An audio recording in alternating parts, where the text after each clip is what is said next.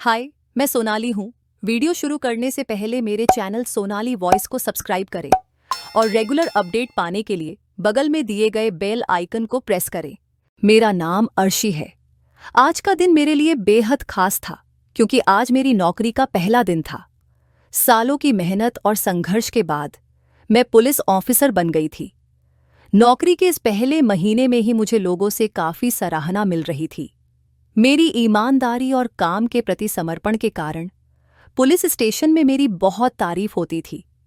इस दौरान कई बार लोग रिश्वत देने की कोशिश करते थे, लेकिन मैंने उन्हें यह सिखाया कि रिश्वत देना और लेना दोनों ही पाप है।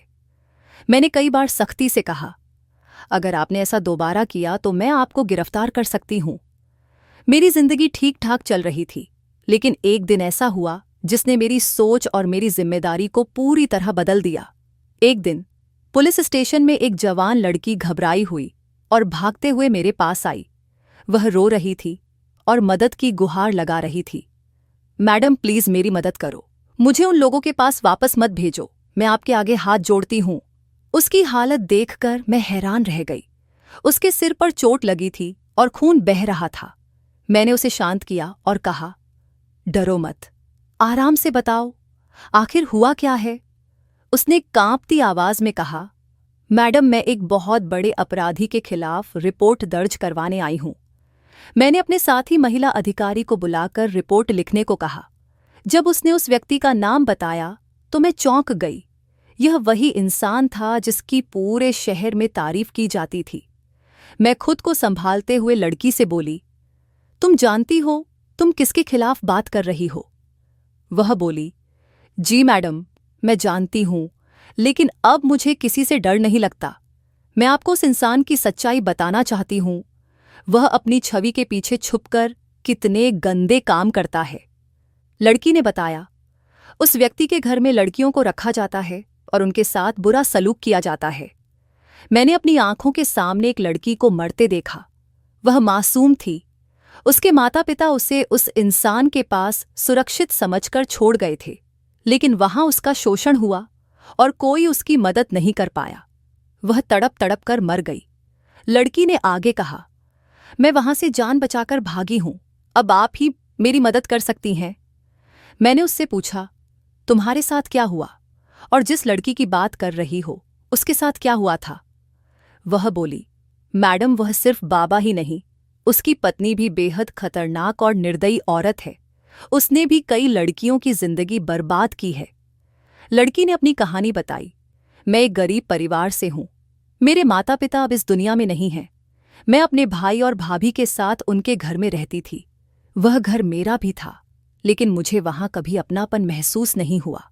जब से भाभी आई थी, उसने मेरे भाई को अपने काबू में कर लिया था। वह मुझसे घर का सारा काम करवाती थी और हमेशा मुझ पर आरोप लगाती थी। उसने पूरे गांव में बदनाम कर दिया था कि मेरा किसी लड़के के साथ अफेयर है। भाभी चाहती थी कि मेरी शादी जल्दी हो जाए, लेकिन मेरी उम्र ही क्या थी। मैं हर बार शादी से इनकार कर देती थी। एक दिन भाभी ने कहा, गांव में सतरंगी बाबा आए हैं।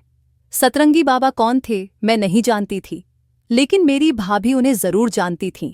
एक दिन भाभी ने कहा, तुम्हें सतरंगी बाबा के बारे में नहीं पता? वो ऐसी लड़कियों को अपने घर में जगह देते हैं जिनका इस दुनिया में कोई नहीं होता। अगर तुम शादी नहीं करना चाहती तो हमारे घर में रहने की जरूरत नहीं है। सतरंगी बाबा के घर जाओ और उनकी सेवा करो। उनके घर में तो पहले से कई लड़कियां रहती हैं। अगर तुम भी वहां चली जाओगी तो कोई बड़ी बात नहीं होगी। भाभी की यह बात मैंने अनसुनी कर दी और पड़ोस के घर चली गई। वहां बैठी पड़ोस वाली आंटी ने भी सतरंगी बाबा की बड़ी तारीफ की। उन्होंने कहा, तुम्हारे भैया भाभी तुम्हारा कितना ख्याल रखते हैं, लेकिन तुम उनकी बात नहीं मानती। अगर तुम बाबा जी के घर में जाकर रहोगी तो तुम्हारा जीवन सुधर जाएगा। वहां जाने वाली लड़कियां बहुत भाग्यशाली होती हैं। सुना है, जो लड़की बाबा जी के घर में 3 महीने रहती है उसकी शादी अच्छे परिवार में हो जाती है। बाबा जी उनके लिए विशेष पूजा पाठ करते हैं। आंटी की बातें सुनकर भी मैंने ज्यादा ध्यान नहीं दिया। अगले दिन सब्जी लेने बाजार गई तो वहां कुछ औरतें भी बाबा जी के बारे में बातें कर रही थीं। किसी ने कहा, सतरंगी बाबा पहले किसी और गांव में रहते थे। अब हमारे गांव में उन्होंने अपना घर बना लिया है। बाबा जी के घर में उनकी पत्नी और कई जवान लड़कियां रहती हैं, जो गरीब और बेसहारा हैं। मैं घर लौटकर यही सब सोचती रही। वैसे भी मेरी भाभी हमेशा मुझे मेरी साधारण शक्ल सूरत को लेकर ताने देती थीं। उनकी बातों से परेशान होकर मेरे मन में विचार आया कि क्यों न मैं भी सतरंगी बाबा के घर चली जाऊं। कुछ दिनों बाद मेरे लिए शादी का रिश्ता लेकर लोग आए। मेरी भाभी ने जबरदस्ती मेरा रिश्ता तय कर दिया, लेकिन मैं शादी नहीं करना चाहती थी। लड़की की माँ भी बहुत कठोर और सख्त लग रही थी। मुझे वह अपनी भाभी की तरह ही लगी। मैंने साफ इनकार कर दिया और कहा, अगर मेरी जबरदस्ती शादी करवाने की कोशिश हुई तो मैं घर से भाग जाऊंगी। इसके बावजूद मेरे भैया और भाभी ने मेरी शादी करवाने का फैसला कर लिया। मेरे पास अब बस एक ही रास्ता बचा था, घर से भागकर सतरंगी बाबा के घर जाना। मैंने घर से भागने का साहस किया और बाबा जी के घर पहुंच गई। वहां बाबा अपने भक्तों के साथ बैठे थे। मैंने उनके सामने हाथ जोड़े और कहा, बाबा जी, मुझे यहां रहने की अनुमति दें। मेरे भैया भाभी मेरी जबरदस्ती शादी करवा रहे हैं। मैं अपने घर में नहीं रहना चाहती। बाबा जी ने मुझे तसल्ली दी और कहा, बेटी, अब तुम हमारे घर में रहोगी। यहां तुम्हें खाने पीने की कोई कमी नहीं होगी। तुम्हें अच्छे कपड़े पहनने को मिलेंगे और रहने की जगह भी दी जाएगी। हम तुम्हें वह सब सिखाएंगे जो एक अच्छे इंसान को जानना चाहिए। भगवान की सीधी राह पर चलने का भी ज्ञान दिया जाएगा। बाबा जी ने मेरी मदद की। यह देखकर वहां मौजूद सभी लोगों ने उनकी तारीफ शुरू कर दी।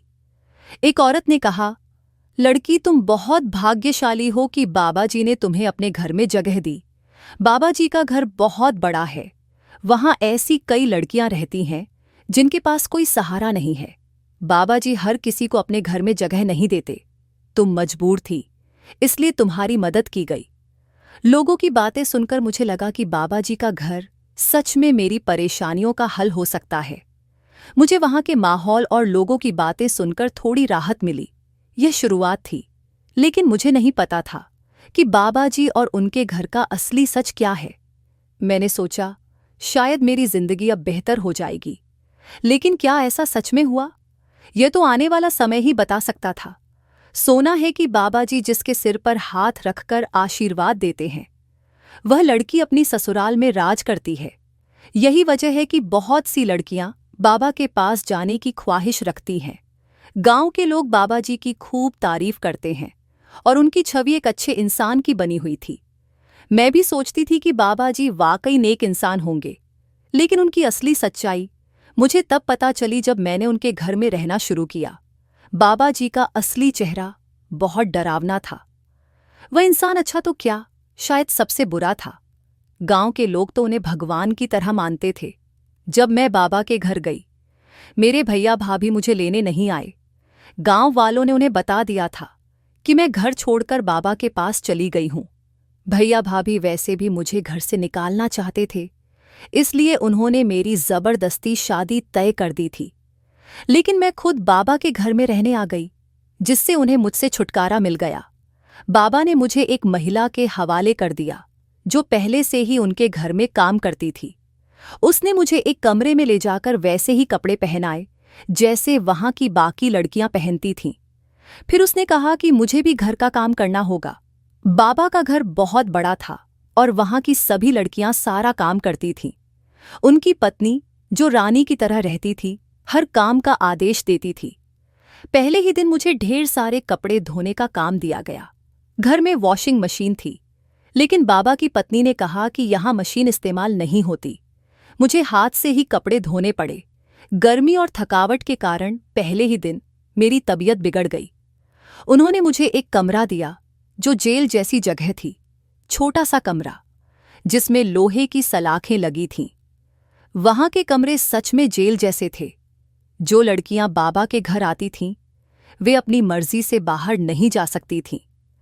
उस घर में पहली रात मैंने अपने सामने के कमरे में एक लड़की को देखा। वह बहुत कमजोर और डरी हुई थी। उसकी उम्र मुश्किल से 15 साल होगी। वह बेबस हालत में बिस्तर पर पड़ी थी। मैंने उससे पूछा, तुम्हारी तबीयत ठीक नहीं लग रही, तुम कहाँ की रहने वाली हो? लड़की ने धीरे से कहा, मैं पड़ोस के गांव की हूं, यहां 10 दिन पहले लाई गई थी। मैंने उससे कहा, तुम बहुत खूबसूरत हो, लेकिन इतनी खराब हालत में क्यों हो? वह उदास होकर बोली, मेरी यही खूबसूरती मेरी दुश्मन बन गई है। यहां पर हर लड़की के साथ बुरा व्यवहार किया जाता है। बाबा और उसकी पत्नी बहुत घटिया लोग हैं।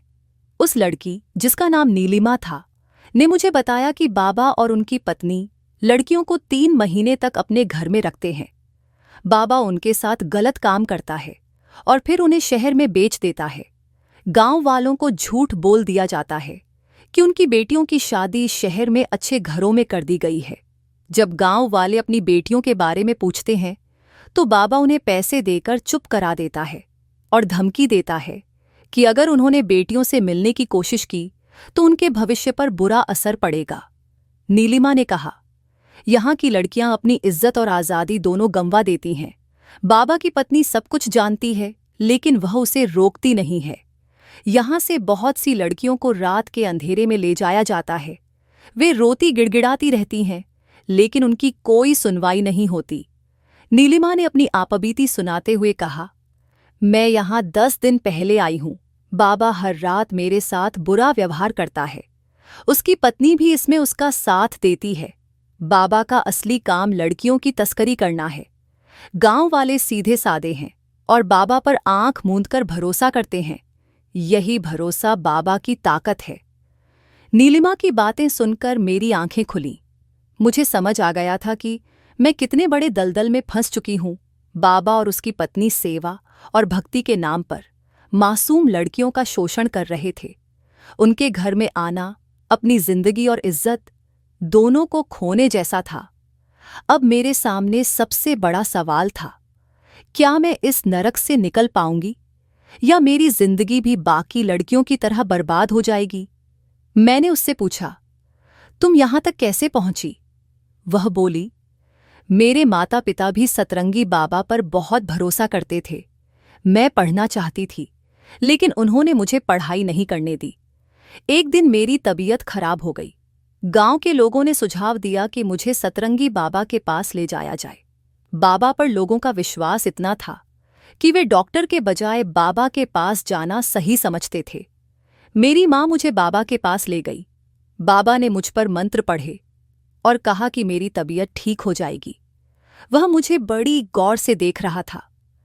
जब हम वहां से जाने लगे तो बाबा ने मेरी माँ से कहा, क्या तुम अपनी बेटी को मेरे पास छोड़कर जाना चाहोगी?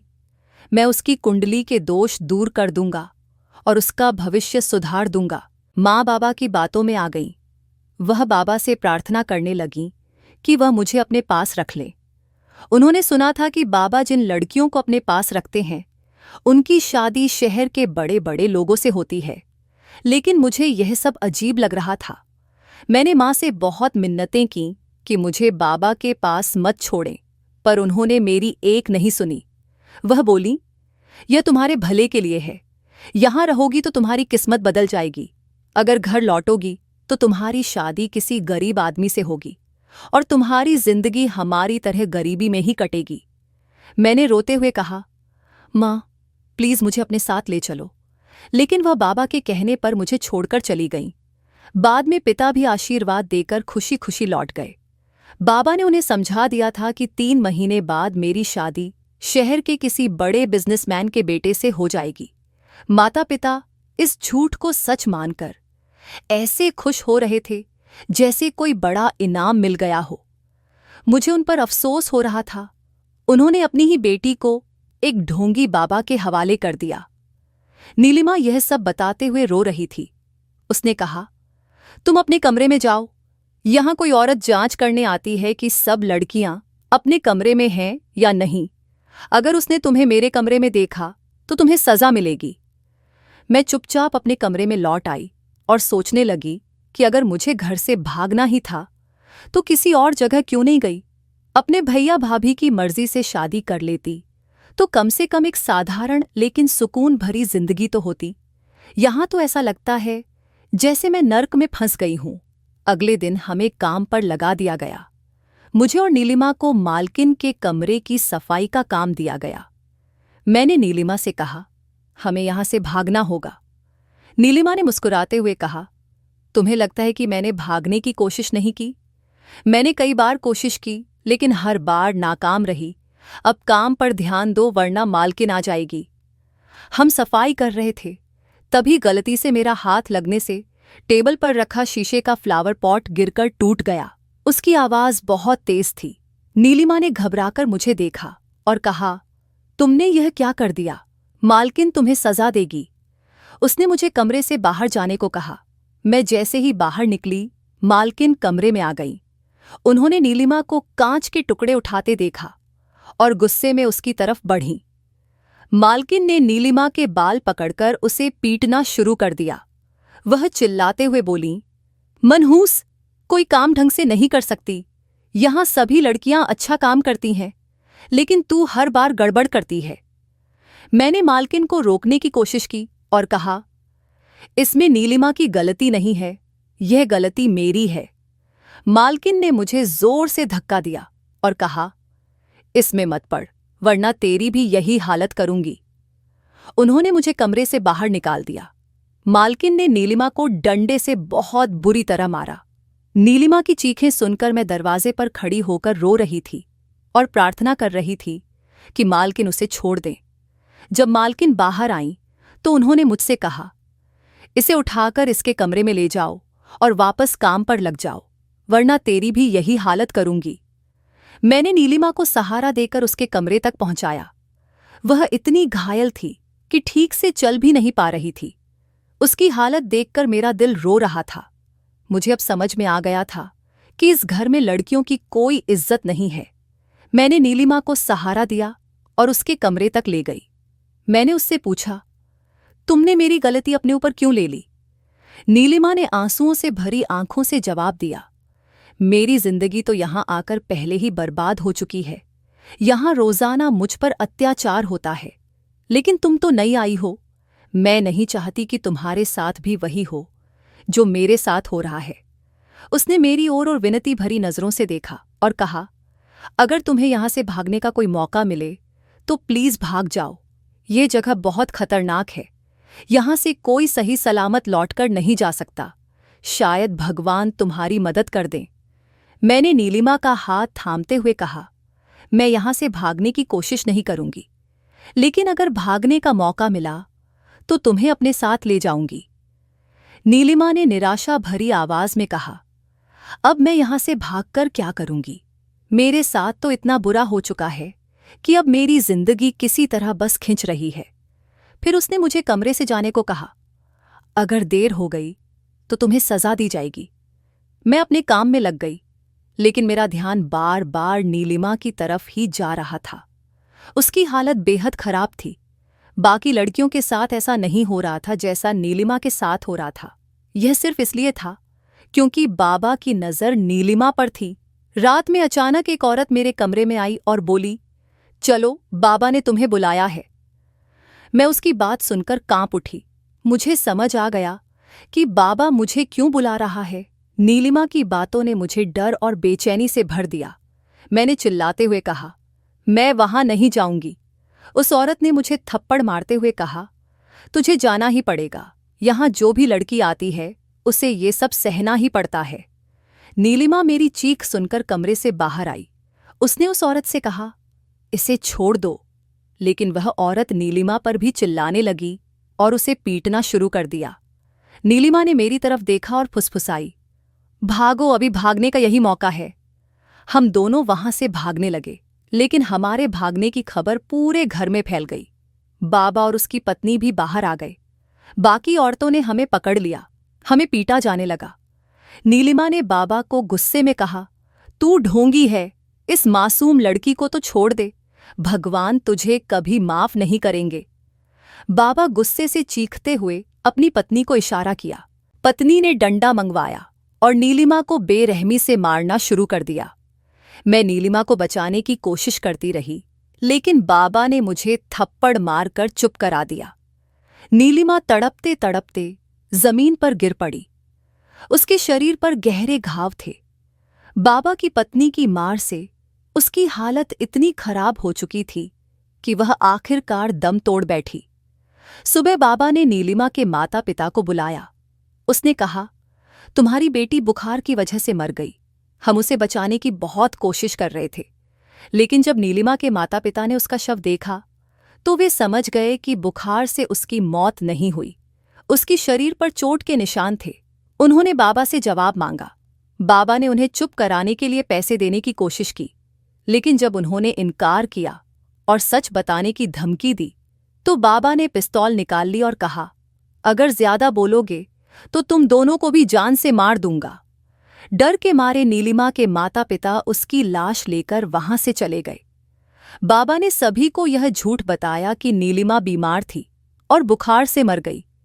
नीलिमा की मौत ने मुझे झकझोर कर रख दिया, लेकिन मैंने ठान लिया कि इस ढोंगी बाबा को सजा दिलवाकर ही रहूंगी। मैं हर कीमत पर इस नरक से निकलूंगी और उन सभी लड़कियों के लिए इंसाफ लाऊंगी जो यहां फंसी हुई थीं। गांव में सतरंगी बाबा का बड़ा प्रभाव था। लोग अपनी बेटियों को उसके पास इसलिए भेजते थे कि उनका भविष्य अच्छा हो जाए, लेकिन यह बाबा और उसकी पत्नी मासूम लड़कियों के साथ अत्याचार करते थे। एक दिन अर्शी नाम की लड़की, जो बाबा के चंगुल से बचकर भाग निकली थी, पुलिस स्टेशन पहुंची। वह रोते हुए बोली, मैडम, मैंने अपनी आंखों के सामने नीलिमा को मरते देखा। बाबा और उसकी पत्नी ने उसे इतना मारा कि वह दर्द सहन नहीं कर पाई। अर्शी ने बताया कि बाबा ने नीलिमा के माता पिता को बुलाकर कहा था कि उनकी बेटी की शादी शहर में हो गई है, लेकिन सच्चाई यह थी कि नीलिमा की हत्या हो चुकी थी। नीलिमा के माता पिता ने डर के मारे बाबा की बात मान ली और अपनी बेटी के शव को जंगल में दफना दिया। अर्शी ने आगे कहा, मैंने वहां से बचने की बहुत कोशिश की। एक दिन मौका देखकर, जब सब सो रहे थे, मैं छत से कूदकर भाग निकली। मेरे पैर में चोट आई, लेकिन मैंने अपनी जान बचा ली। पुलिस ने अर्शी की शिकायत दर्ज कर ली और मामले की जांच शुरू की। सबसे पहले नीलिमा के माता पिता से सच्चाई उगलवाई गई।